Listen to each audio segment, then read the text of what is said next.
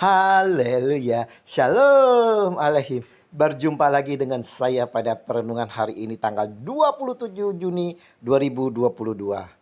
Mari kita awali perenungan hari ini dengan tanda kemenangan kita. Dalam nama Bapa dan Putra dan Roh Kudus, amin. Godaan yang mendatangkan maut. Bacaan liturgi hari ini diambil dari kitab Amos 2 ayat 6 sampai dengan 10, dilanjutkan dengan ayat 13 sampai dengan 16, dan Injil Matius 8 ayat 18 sampai dengan 22. Saudara-saudaraku yang terkasih di dalam kasih Kristus, sebagai manusia saudara, kita cenderung hidup di dalam kenikmatan, pesta pora, bahkan bersukacita di atas penderitaan orang lain. Dalam perjalanan itu semua saudara-saudara, antara tidak sadar kita melakukan perbuatan-perbuatan dosa di mana melawan Allah. Inilah yang dilakukan oleh umat Israel seperti nubuat Amos dalam bacaan pertama hari ini saudara. Dan Allah sendiri menegur melalui hambanya Amos.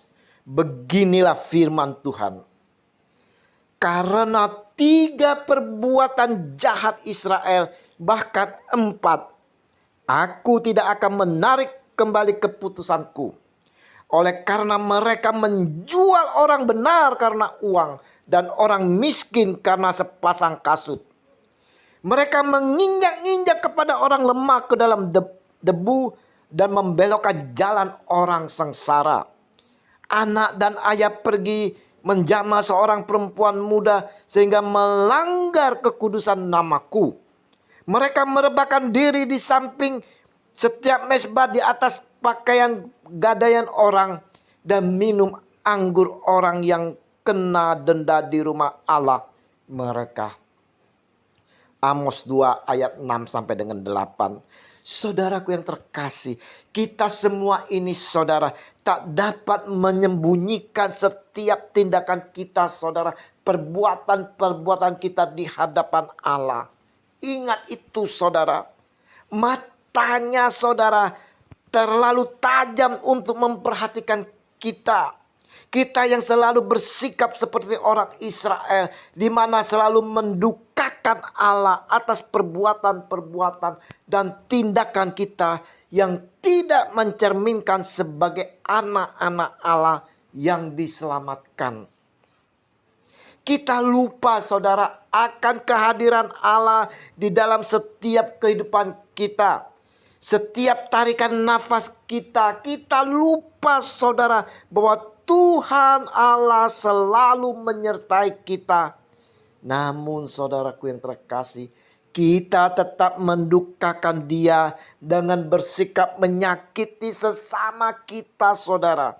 Merampas hak hidup sesama kita. Dengan tanpa belas kasih saudara-saudara, kita membunuh karakter sesama kita. Sebagai anak-anak Tuhan, kita dituntut saudara untuk dapat penuh iman, penuh kasih terhadap satu dengan yang lain. Tak dipungkiri oleh kita saudara-saudara, bahwa di dalam kehidupan yang kita jalani ini penuh dengan godaan, penuh dengan hambatan, penuh dengan tantangan. Yang jika kita tak kuat, sungguh saudara, dengan mudah menggoyahkan iman kita. Sebagai anak-anak Tuhan Allah yang telah dipenuhi oleh Roh Kudus, hendaknya kita mampu dapat berhikmat saudara, dan penuh bijaksana dalam setiap godaan yang menghadapi di dalam kehidupan kita ini.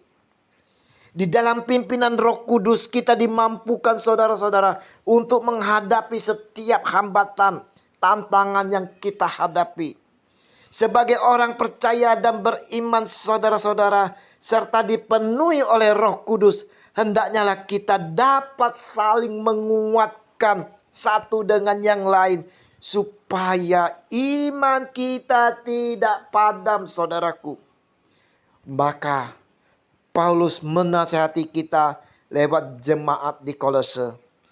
Karena aku mau supaya kamu tahu betapa beratnya perjuangan yang kulakukan untuk kamu dan untuk mereka yang di Laodikia dan untuk semuanya yang belum mengenal aku pribadi, supaya hati mereka terhibur dan mereka bersatu di dalam kasih, sehingga mereka memperoleh segala kekayaan dan keyakinan pengertian dan mengenal rahasia Allah, yaitu Kristus.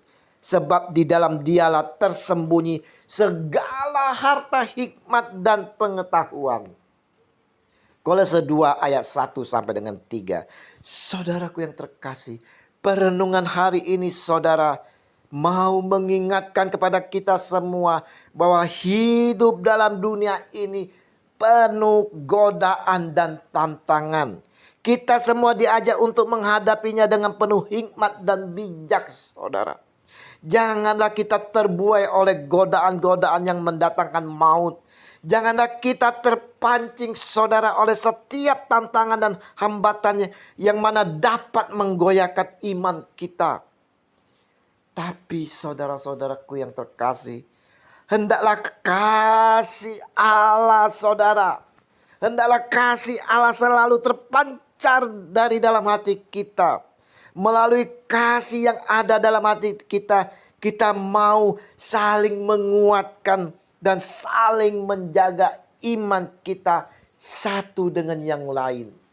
Mari saudara-saudaraku yang terkasih, kita mau hidup kita ini, saudara-saudara, kita arahkan, kita fokuskan hanya kepada Tuhan Allah kita, Yesus Kristus, yang mengasihi kita, saudara, melalui putranya sendiri, Yesus Kristus. Kita mau hidup selalu dipimpin oleh Roh Kudus, sehingga kita dijauhi dari perbuatan-perbuatan kejahatan. Kita mau mengikuti ajakan Tuhan Yesus hari ini, saudara. Hari ini ajakan Tuhan Yesus, ikutlah aku, agar kita selalu di dalam penyertaannya. Mari saudara-saudaraku, kita mau selalu hidup di dalam penyertaan dan penyelenggaraan kasih Tuhan kita, Yesus Kristus. Kasih Allah Bapa yang begitu besar melalui putranya Tuhan kita, Yesus Kristus, dan pimpinan Roh Kudus selalu menyertai kita kini dan sepanjang segala abad. Amin. Dalam nama Bapa dan Putra dan Roh Kudus. Amin. Shalom Alehim.